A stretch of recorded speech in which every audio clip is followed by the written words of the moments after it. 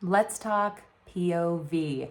Oh my goodness, I can't tell you how many discussions I've had with authors about this over the past year. This, again, is something that is hotly contested, and people are going to have a lot of opinions about it.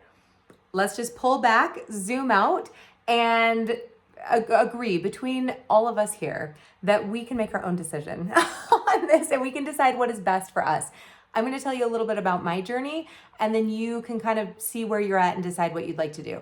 If you're recording nonfiction, this won't even apply to you because it's, you're not dealing with different character voices and getting into male, female, all of that stuff. Okay, so what I decided to do when I was doing my narrations, I initially started publishing with first person, and all of those characters were female, right?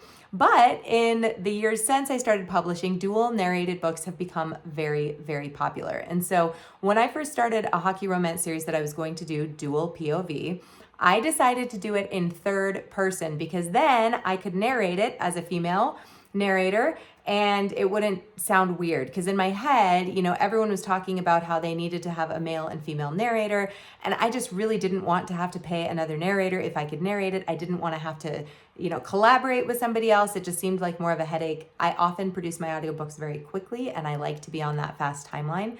So for all those reasons, I decided just to narrate it myself, have it be in third person. Now, I did try, after I got really comfy with that and people seemed to really like it, I was like, what if I try a romance book in first person, have dual POV, and all I'm going to do is lower my register a little bit when I do the male chapters. So this is how I talked when I did the male chapters.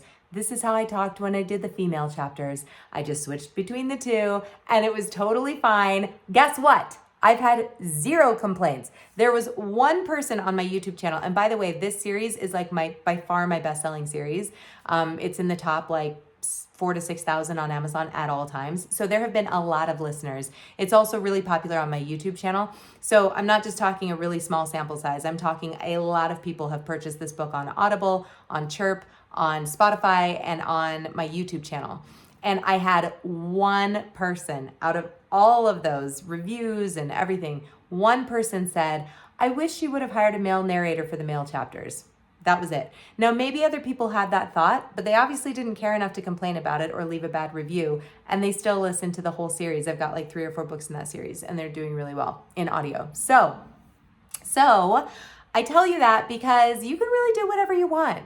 And don't stress about it too much. I think people, especially now, because there are so many books that are being put out that are AI narrated, a human voice is so amazing. And people are just super grateful to have a human narrated audiobook. So you can think about it and decide, and maybe you'll have a fantastic setup where you have a male narrator that that you can work with, or somebody that you'd like to contact, and maybe you feel very strongly about doing that as a listener and as a reader, and you want to do the dual narration. Fantastic, go for it.